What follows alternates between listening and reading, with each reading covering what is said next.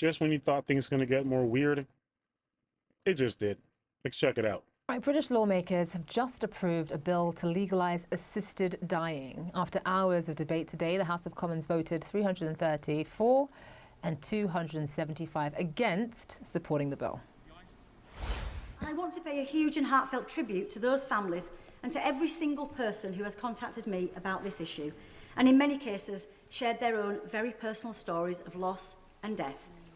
I know from my own personal experience of grief that telling your story over and over again takes energy, courage and strength, and I'm incredibly grateful to you all. It is your voices and your stories which have inspired me. Over the years, high-profile figures have given emotional first-hand testimony on the subject. Under the legislation, terminally ill people would be able to take a substance to end their lives. The bill must still pass the House of Lords and parliamentary committees. For more... Question.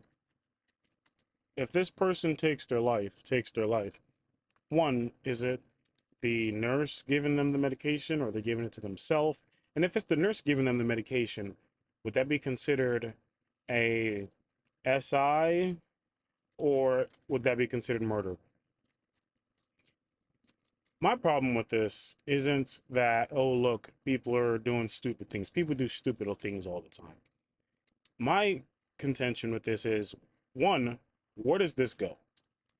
Because you don't get things like this done and it just stops at, hey, this is just for the people who aren't going to make it. What about when they deciding, well, you know what?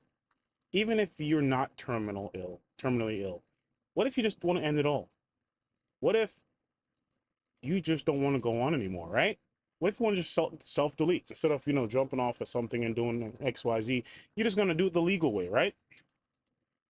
The problem I have with that is, in a situation like that, it's not necessarily them not wanting to live, it's the circumstances under which they're living. It's maybe a mental illness. It's probably a breakup. Like, what's the criteria under which you get to approve for something like that? Okay, fine. You're putting the cart before the horse. They're not even there yet, right? How many people have you heard in the miracle stories of, they said I had 5 months to live, but here I am 5 years later. Here I am 7 years later. That, when I hear that, I think to myself, there's absolutely no way I can conscionably say, yeah, once someone tells you you're terminal, there you go, good to go. I believe that there's always a chance, and I believe the better chance, of course, I'm only talking from a person with somewhat good health, somewhat. But yeah, I find this to be absolutely out of this world. More, let's bring in Gareth Owen. He's a professor of psychological medicine, ethics and law at the Institute of Psychiatry, Psychology and Neuroscience at King's College London. Thank you so much for being with us. I'm going to start by reading a quote from Esther Rantzen, and for our international audience and who might not know who she is, she's obviously a British former talk show host, BBC journalist, and she was recently diagnosed with lung cancer. And what she said was, what is happening at the moment is compelling people to have really... Hey, what are you doing? Did you subscribe yet? How about that like button? It's, again, very lonely and you haven't hit it yet. Come on, guys, hit that like button and subscribe for me, all right? Let's get back to the video. Agonizing deaths. That memory of someone in agony becomes a tragic memory that overwhelms other happy memories for the family left behind. The law at the moment, before today obviously, is a mess and it is cruel. Obviously this bill was quite controversial, but for those of us who are fortunate enough to be healthy, it is really difficult to understand what people who are terminally ill go through at the very, very end. So again, maybe my contention, again, add this to it as well. I don't think morally you should take your own life. And that's my morals. It doesn't have to be someone else's morals. And who am I to put it on someone else, right? But for me personally, close my eyes and say, you know what, pump me up. Or you take your own, that would never sit well with me. I couldn't drift off into the white skies with peace. That wouldn't be peaceful for me. If anything, What about, maybe anesthesia? If they only have a month to live, why not put them under for that time? Let their body drift away. They're just unconscious. Their heart's still pumping. If their body survives after, 2 months, okay, bring them back. I don't know. For me, this just seems dystopian. This seems like everything is going on. This is a first world country, and we're literally legalizing, you know what? Yes, just for the terminal, but it's not going to stop there. And we know it. We know it. We know it. The West is full of mental illnesses. The West is full of depression. Okay? So many people are on antidepressants. Where does this go? Where does this go? It's not going to stop there. Mark my words. End stages of their lives. Just give us your take, Professor. Well, thank you for having me. I mean, the end of life, the last 6 months of life is, in my experience of working clinically in palliative care settings, actually remarkably similar to the rest of life. It's actually quite similar to how we live our lives. People with terminal illnesses have terminal illnesses of very different types. And they're often very well looked after in medical, social care provisions in hospices and so forth. But there has been a lot of anxiety, I think, within the population at large about end of life, and a concern about wanting to be able to exert or have control over those final periods, to be able to exert control and choice over death. So the question of choice and autonomy is very much at the forefront of this. I guess with that choice, I guess they have all the bases covered. You get to choose whether someone lives, and you get to choose when they die. Discussion and debate.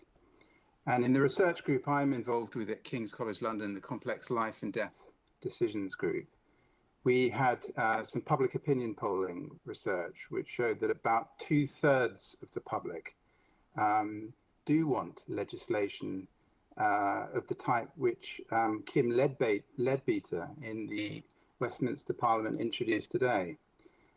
So we know that there is a good amount of popular interest or public opinion interest in this legislation.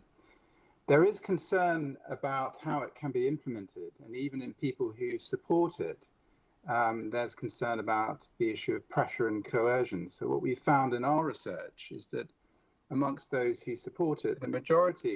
How many people are just going to say, I'm terminally ill, I don't have enough money, I have a little bit of savings, so I'm not going to, try to, you're not going to try to seek a second opinion. You only have a little bit of savings, you want to pass it on to your kids, so I'm just going to bow out, I'm done here. How many people are going to do that? When the second opinion would have probably said, you can survive this. There's actually a treatment for this. No, it's not what you think it is. It's something else. That doctor got it wrong. Let me show you where. You know what, guys? I'm gonna cut it short here. I came across this, and I said I have to cover. This is the second country that I know of that has implemented something similar to, or trying to implement something similar to this. The first one is in Canada, and I covered this in a previous video. I find all of these things to be rather dystopian. I find it to be troubling. I find it to see. I find it. I feel like it's going to be yet another one of those things where they search for a victim, and instead of trying to actually help a person, they choose to give them what they want. When the truth is, sometimes that's just how life works. And again, coming from me, it probably won't mean much because again, I'm not terminally ill, and who am I to tell somebody whether they could take their life or not? The way I come from, me personally, and again, this law will never impact somebody who is in a situation like that. So good kudos for them. Until we reach a situation where, again, and call me a worry monger, I see how our country goes in America. I see how things are in America, and everything is about poor you, poor thing. Life's hard, life's tough. All of these things, and I can see this leading to, oh, you're depressed. You want to. I understand. Well, you have to meet with this you have to meet with this therapist, that therapist, and this doctor. And each one of those doctors are going to be told, you have to approve it. Just with the trans stuff, Okay, when it comes doctor, you have to affirm. That was the medical recommendation. You're supposed to affirm everyone, right?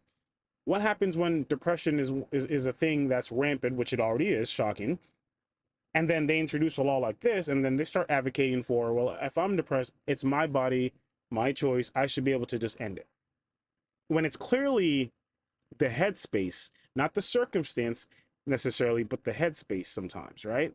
And instead of trying to treat the headspace, you decide to just end it. Tell me if you think I'm wrong. Maybe it's overblown. Maybe I'm thinking too deep into it.